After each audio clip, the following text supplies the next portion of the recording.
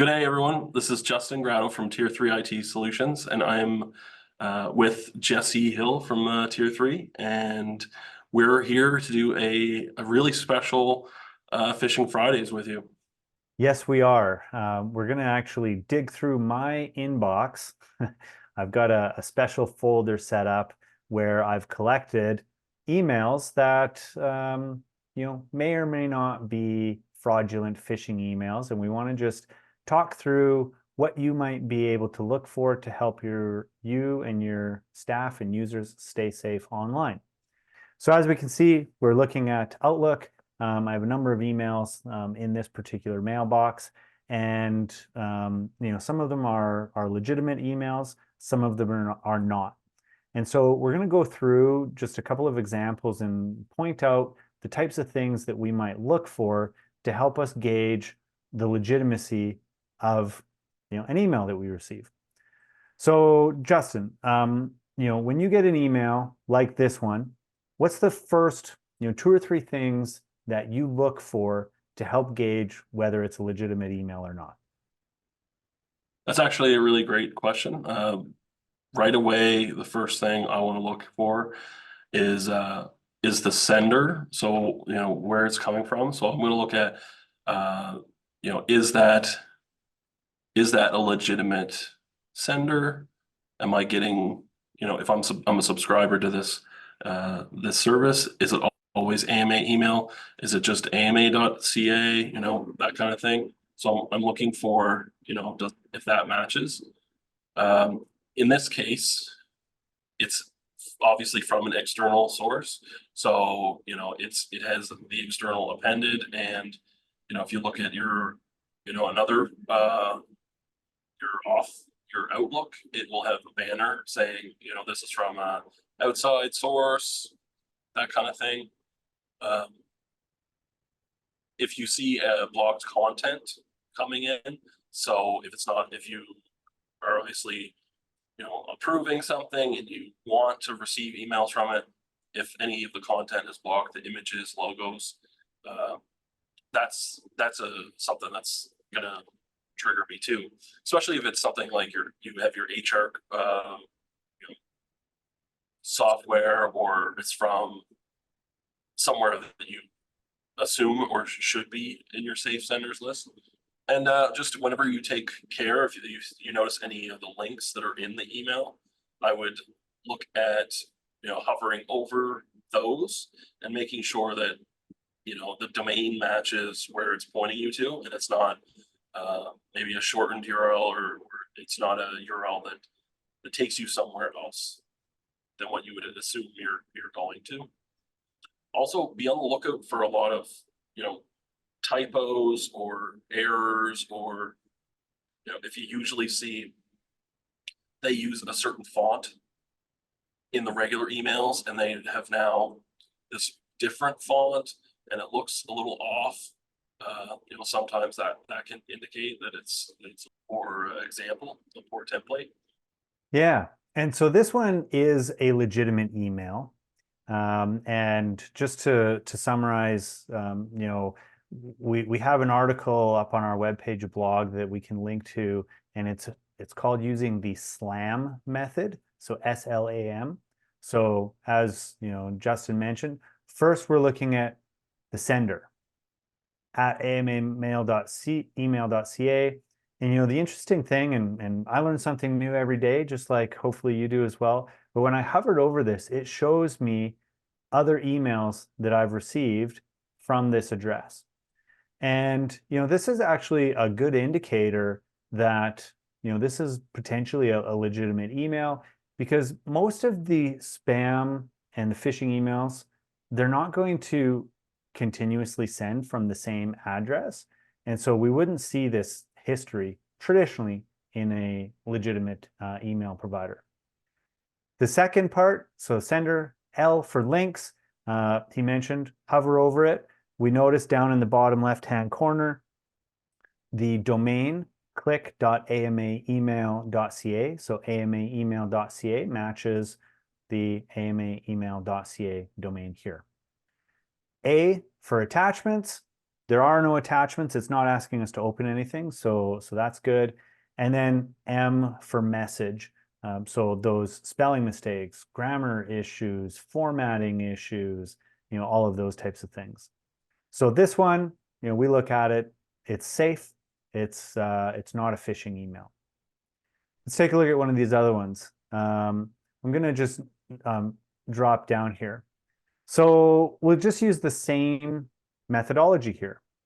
So our sender, if we look at it, it's coming from a Gmail address, kind of an unusual email address. It's the only message I've received, from this person. It's representing itself as coming from Geek Squad. Well, why would Geek Squad be sending from a Gmail address? So the sender doesn't match, right? So let's move on to L for links. The really interesting thing about this email, it's not a traditional phishing email that is expecting me to click on a link because there are no links. So what's the motivation of this sender? The message is telling me that I have an amount owing, $280, and that I should phone to discuss that. So we're going to give this a try. We're going to try calling this 806 number that's on here. So I'll do it on my cell. We'll put it on speaker in a moment. Distance rates will apply. So The number you dialed is not in service at this time. Thank you for calling. So it did come up and give me a warning that it was using special long distance rates, and then of course the number was not in service. So we've got the sender, we've identified, there's no links, there's no attachments. The message on this one, it's formatted nicely. It looks very professional. No obvious, mistakes or errors. So this one does require our judgment, recognizing that Geek Squad would not send from a Gmail account, and therefore we know that it's a phishing email. There's a couple things that I don't like about the message. In the previous message, it whenever people use hyphenates, when they're using a hyphen, typically they have a space before the hyphen, a space after the hyphen, and that's not used here. The amount is not having like there's not a single, like it's 280.9, not 280.90. Yep. There's a missing zero. And if you have any questions regarding your membership, connect us. It would be connect with us. Something like that. So just a few things, like those are a couple things that just trigger my spidey senses a little bit. There you go. Everybody's looking at it in a different way. Let's take a look at this one here. So for this one, Intuit at onlineaccount.info. I'm fairly certain that Intuit doesn't own onlineaccount.info. That's one thing. So we have this, the S, the sender. It doesn't look like it came from Intuit for me. It's not in our safe senders list. So if it's our HR platform, we would absolutely add it to a safe senders list. When it says hi, it looks like it wants to say hi and then a first name, or hi and then a first name and last name. Because it's not showing, your name to a specific person, it tells me that it's broad, very broad spam. One thing I would point out is, we are a Canadian business, and it's telling me to update my social security number.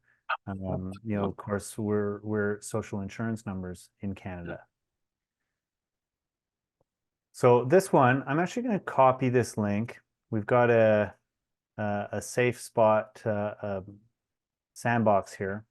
And if I take and I drop that in, so this was an email that was sent to us through our, phishing platform. And, we send phishing emails against ourselves and our staff. And so it then is reporting to us that this is, a simulation that you have, fallen for, essentially. And, that's important because now hopefully you go back and you acknowledge and recognize how you could have identified that. Let's take a look at a couple more of them here. So this one here, there's a lot to unpack on this one. I'm going to open it in a separate window because we want to be able to get the link out of it. So where do we start on this? We've got the same thing. We've got S for sender. And on this one, I would even extend it to S for subject, because when I look at this subject, like, man, they tried to cram a lot of stuff into that subject. Name, document numbers, revision numbers, dates. Like, typically, the subject would be a little bit more clear. I think the purpose of what they've done here is to confuse, right? Normally, if I was sending something that required a review and signature to someone, it would say, hey, Justin, here's a link to the DocuSign, for that updated agreement. Can you, review or something? We also notice that the sender is masquerading as, our company. And then it's got these pipes, docs online, pipes shared, but yet it's sending from galcorp.com.au. So the sender doesn't match the domain. The subject is very strange and confusing. Then when we get into the email, we've got the flag that's telling us it looks like it's using the name of someone in our organization, but isn't sending from our domain. And then we've got the content, the body, the message. Now, if anybody's ever received a DocuSign before, it looks kind of like this. But Justin, what's the big difference that we have on this one compared to a regular DocuSign? So the big difference that I can see on this is it doesn't have like the beginning preface to say like, Jesse, there's a document waiting for you to sign, because whenever I've received DocuSigns, it says my name and it says there's a message waiting for me to sign. Do we notice the link? The link at the bottom, you can see it shows it is trk.kl click 3. Now this doesn't match the sender domain that we're seeing, or if it was from us, wouldn't it be from our DocuSign? Wouldn't it show a link to DocuSign to log in? So that tells me that it's wrong.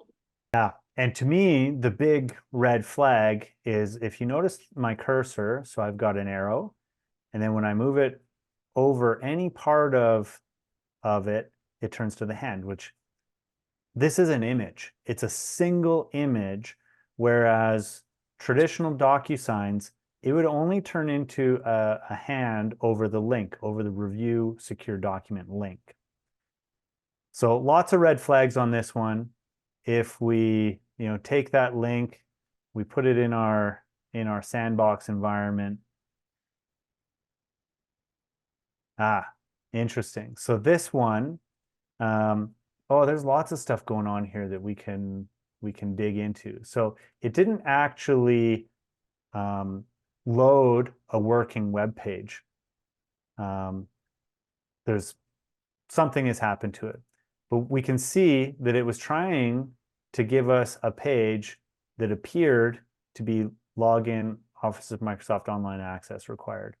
So presumably what they wanted to do was they wanted to send us to a fake Office 365 landing page, similar to what Justin had shown us earlier, where it would capture our username and password that we enter. All right, thanks everybody. That was our special edition of Phishing Fridays. And Jesse and I hope to see you again for Thanks, the next everybody. Phishing Fridays. Stay safe out there.